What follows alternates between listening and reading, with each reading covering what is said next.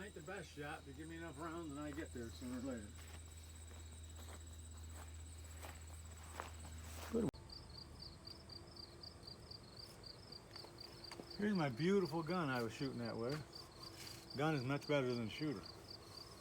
Springfield M1A. I got a loophole. Got a loophole scope on it I bought. It's the VX Freedom 4-12 by 50. I decided it's such a nice gun I had to spend a little money. I bought that for, my kids bought me an AR-10 for Father's Day. I put a good scope on that and I put the same. I could see it, it was so clear that when I bought this scope I went ahead and bought a good scope. I always bought whatever I could get off Amazon for about 100, maybe 150 bucks. Kind of cheap, but I can see it so much better. That's the Bradley cheek rest. That helped me. But I'm working up this load. In fact, I just made 2 changes to it.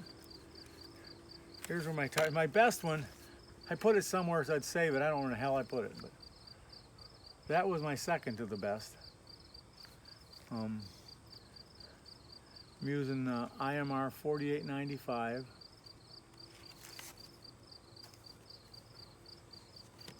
I'm using, the best one I've gotten so far is the 42 grain. Now I'm going to have to work up this load again. Cartridge overall length 2.800. The bullets are the Spear. Target match 168 grain. It's a number, it's got a number on here somewhere. Number 2040.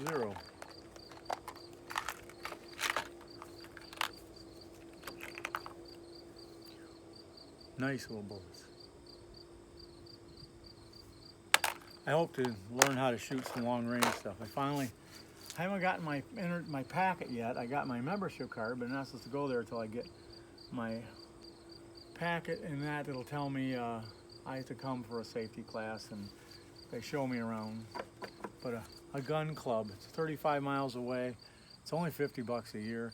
And they've got 100 yard, 200 and a 300 yard rifle range. Plus I got all kinds of other stuff there. They're doing a 3-gun match this Saturday. I was gonna go, but probably gonna have to work this Saturday. I've been working at my daughter's store a lot, which I don't mind. I mean, work out doing some upgrades, changing all her stuff to LED. But that was my gun and my setup. Little embarrassing. I was hoping to hit at least half of them, but I got 3 out of the 7. But what the hell? What the hell? Still fun. You gotta be honest. The reason I've been working up these loads so careful is I got careless right before Father's Day, and I blew up a 308 because I was packing I had a bullet that I had bought, a cast bullet. Well, a mold for it. It was a British 303. And it worked pretty good for subs. I'd load them years ago. And I had some bullets cast for a long time, and I sized them down to 3.10, which is where on cast, what I would shoot my 308s with. And I worked it up in quick load, but of course it didn't have the data, so I got close as I could get here and there. And it was a 200 grain bullet, and everything was supposed to be good. I made the mistake. The bullet, the reason I liked it, it was tapered, like it fed like glass, okay? Real nice and tapered. And I didn't think that because it's tapered, it had to sit in the case deeper. Well, I must have got an overpressure, which, such is life. I mean, I didn't get hurt too bad. Life's good. But that's when my kids went out and bought me. My son went out, and my son went out and bought me not Savage, it's a Sig Sauer 308 AR-10. Nice gun, nice gun. I would never spend that much money on a gun. They goes, you need to shoot something modern. Well, okay. Thank you I mean, it was a beautiful gift. So, anyways, so I made a deal with my wife because she freaked out. I cannot shoot cast bullets in 308. She thinks it's the cast bullet. You know what? If that's all it takes, fine. But it wasn't the cast bullet. It was the idiot throwing them in the gun that did it. But these ones are so much more accurate because I can push them harder, you know. I'm hoping to do some long range stuff. I don't know. Who knows? It'll be fun. That's what I did.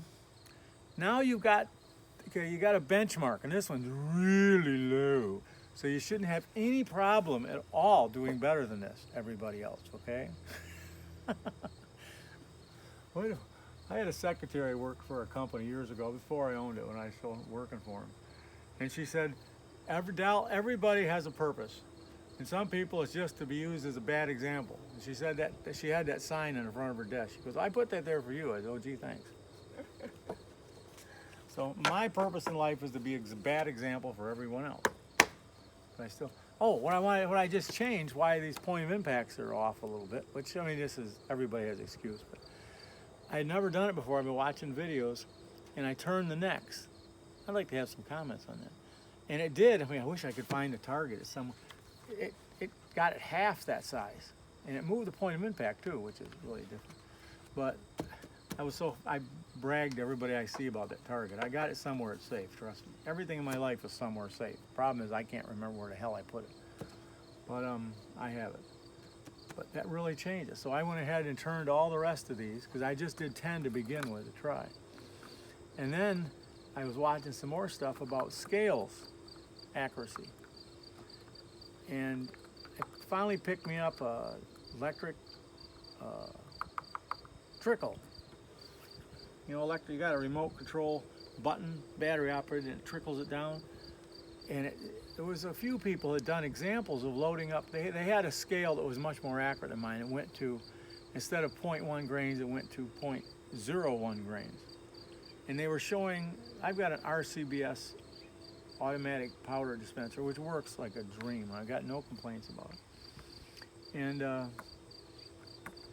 they were showing that you could be off quite a bit back and forth. And I was thinking, oh, that's interesting. So, and they showed you could, because these scales like $700. I mean, it's like, I can't just drop that much on a scale on it.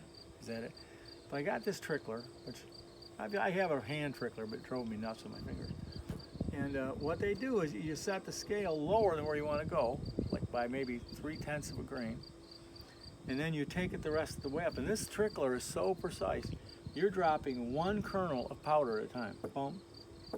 And so what you do is and that one kernel, it changes it to the next one. Boom, you're there. And this guy in the video, and I'm sorry, I don't remember who did it. I should give him their credit, but I don't remember. He had the fancy scale, and he weighed those, and they got right down to the nitty-gritty doing it in this method. So I think what's going on is I'm going to have to work up my load again, because like I say, at 42, and these are only half grain increments, so I wanted to narrow them down anyway. So what I might do is I might start like 41.7, and then maybe go 0.2, or maybe just go 1/10, and take them up to maybe 42.3. Because with doing it more precisely, that 42 could be 42.04, or 42.03. I'm not sure where the sweet spot is. I don't even know if it makes a difference, but I'm going to try it. What the hell, it won't hurt anything. All it's going to use up some bullets and some powder and some primers. I'm so lucky I got a bunch of primers. I started this whole thing out. I bought a boatload and I got hooked up going with it. Probably had 30 or 40,000 primers at one point. I still have a bunch left, so I'm good. I don't have to worry about it because everybody else is out there just, and what they're selling primers for, they're selling them for $100 a box. That's insane. I guess some people don't have any friends. I mean, I've sold a few primers to some friends for what I paid for them. I paid $28 for them, and then I had a little bit of shipping in it. But I just basically they gave me $30. The $2 covered the shipping. It's like, man, I understand. I believe in capitalism, but man, that's just raping people. So here's what I did it with. Thinking about trying it again with my 300 Blackout. Maybe with subs, that might be fun. We got a lot of time to play with, but because I got a sub load that's pretty good. Anyways, there we are. You now have the low benchmark. So go ahead, let's see what you guys can do who really know how to shoot. Now the comedy hour is over.